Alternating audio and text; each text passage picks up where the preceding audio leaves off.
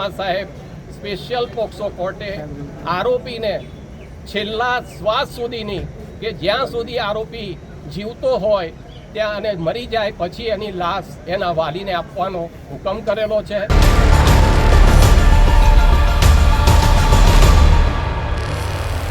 ગાંધીનગરમાંથી એક એવો ચુકાદો આવ્યો છે કે જે સાંભળીને નરાધમો ધ્રુજી જશે। 4 વર્ષની માસૂમ બાળકીને પીંખી નાખનાર નરાધમ રામનીત યાદવને સ્પેશિયલ પોસ્કો કોર્ટ દ્વારા આજીવન જેલની સજા એટલે કે છેલ્લા શ્વાસ સુધીની જેલની સજા છે તે ફટકારવામાં આવી છે। ત્યારે કોર્ટના નિર્ણય બાબતે ચર્ચા કરીએ તે પહેલાં જો અમારી લલકાર ન્યૂઝ ચેનલને સબસ્ક્રાઇબ ના કરી હોય તો તે સબસ્ક્રાઇબ જરૂરથી કરી લેજો। નમસ્કાર, લલકાર ન્યૂઝ સાથે હું મયુર મેવાડા।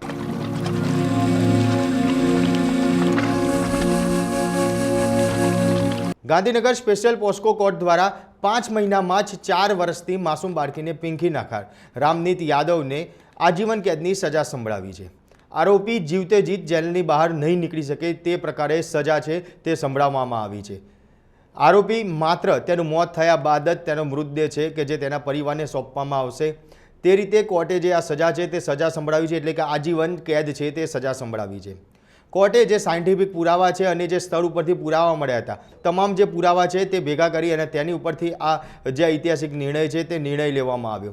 ત્યારે આ નિર્ણય બાદ સરકારી વકીલ શું કહી રહ્યા છે તે સાંભળો। ગાંધીનગર જિલ્લાના પોલીસ વડા એસપી સાહેબે પોતાના અંગત રસ લઈ અને આખી ગાંધીનગરની પોલીસને જાગતિક દોડતી કરી અને આરોપીને સીસીટીવી ફૂટેજના આધારે આરોપી બધી કેમેરા જોયા અને તેમાંથી આરોપી જે છે આરોપીનું નામ છે રામ ગણિત દેવનંદન રામરૂપ યાદવ, જે બિહારનો વતની છે અને અમૂલ ફેડરેશનમાં તે પોતે એક ત્યાં મકાનમાં ઓરડીઓ હતી મજૂરોની એમાં રહેતો હતો।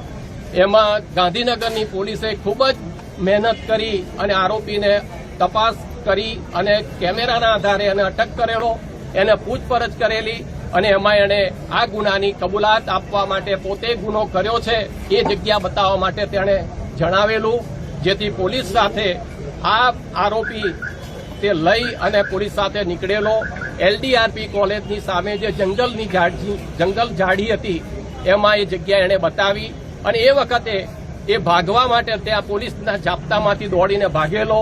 તે વખતે પોલીસે સાવચેતી રૂપે ફાયરિંગ કરેલું અને એના પગે ઈજા થયેલી અને ત્યાં પડી ગયેલો।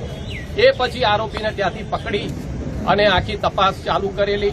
એ તપાસમાં બનાવવાળી જગ્યાએથી આરોપીના વાર, પછી ભોગ બનનારના જે કપડાં હતા એમાં આરોપીના સિમેન્ટ્સ, એના વાર, લોહી આ બધું જે મળેલું જે આધારે એફએસએલ સ્થળ ઉપર બોલાવેલી અને ત્યાંથી સીસીટીવી ફૂટેજ તથા ગુનાવાળી જગ્યાએથી જે મુદ્દામાલ બધો હતો એ મળેલો, જે આધારે આરોપીને અટક કરેલો। અટક કર્યા બાદ આ કેસ ગાંધીનગરના સ્પેશિયલ પોક્સો કોર્ટમાં એસવી શર્મા સાહેબની કોર્ટમાં ચાલેલો, જે કેસમાં સરકારી વકીલ તરીકે સુનિલ એસ પંડ્યા એટલે કે હું હાજર રહેલો અને આ કેસ અમોએ 5 મહિના અને 10 દિવસમાં ચલાવી અને આરોપીને કેસ પૂર્ણ કરેલો અને આરોપીને સામે ચાર્જશીટ અને જે રીતે આખો કેસ ફૂટઅપ કરી અને સજા થાય એ માટે ખૂબ જ પ્રયત્ન કરેલો અને નામદાર કોર્ટમાં આવો કેસ જે સર્કમસ્ટન્શિયલ એવિડન્સ ઉપરથી બનાવવાની જગ્યાએથી મળેલા પુરાવાને ધ્યાને લઈ એસવી શર્મા સાહેબ સ્પેશિયલ પોક્સો કોર્ટે આરોપીને છેલ્લા શ્વાસ સુધીની કે જ્યાં સુધી આરોપી જીવતો હોય ત્યાં અને મરી જાય પછી એની લાશ એના વાલીને આપવાનો હુકમ કરેલો છે। આખી ઘટનાની જો વાત કરીએ તો 15 ડિસેમ્બર 2025ને ગાંધીનગરમાં સેક્ટર 24માં કિરાણાની દુકાને આવતા એક નરાધમે માસૂમ બાળકી ઉપર નજર બગાડી હતી। 10 દિવસ સુધી રેકી કરી અને રાત્રે ઘરમાં ઘૂસીને તે બાળકીનું અપહરણ કરી ત્યાંથી તેને જાડી ઝાખડામાં લઈ જઈ તેની ઉપર દુષ્કર્મ આચર્યું હતું। મરેલી સમજીને ભાગી જનાર આ નરાધમ છે કે જે 4 વર્ષની માસૂમ બાળકી હતી તે માસૂમ બાળકી ખરેખર જીવિત હતી અને તેને આખરે હિંમત દેખાડી અને જ્યારે હોશમાં આવી ત્યાં તરત જ લથડિયા ખાતી પગે ઘરની બહાર પહોંચી અને આખા પાપનો ભાંડો છે તે ફૂટી ગયો હતો। ગુનો કરી બિહાર ભાગી જવાની ફિરાકમાં રહેલા આરોપી રામનીત યાદવને પોલીસે ટેકનિકલ સર્વેલન્સના આધારે માત્ર 5 જ દિવસમાં ઝડપી લીધો હતો।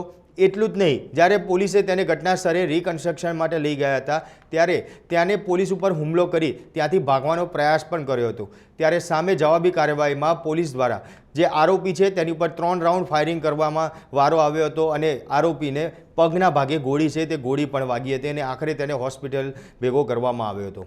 પોલીસે રાત દિવસ એક કરી માત્ર 13 જ દિવસમાં આ આખા કેસની ચાર્જશીટ છે તે ચાર્જશીટ ફાઇલ કરી દીધી હતી અને કોર્ટે પણ માત્ર 5 મહિનામાં જ આ આરોપી છે તેને સજા સંભળાવી દીધી. જે પ્રમાણે કોર્ટનું આ કડક વલણ રહ્યું છે અને આજીવન કેદની સજા, એટલે કે આરોપી જ્યાં સુધી જીવિત રહે ત્યાં સુધી તેને જેલના સળિયા પાછળ જ રહેવું પડશે અને બાદમાં તેના પરિવારને જેલની બહાર માત્ર આરોપીનો જે મૃતદેહ છે તે સોંપવામાં આવશે. આ કડક સજાને લઈને તમારું શું માનવું છે તે કોમેન્ટ બોક્સમાં જરૂરથી જણાવજો.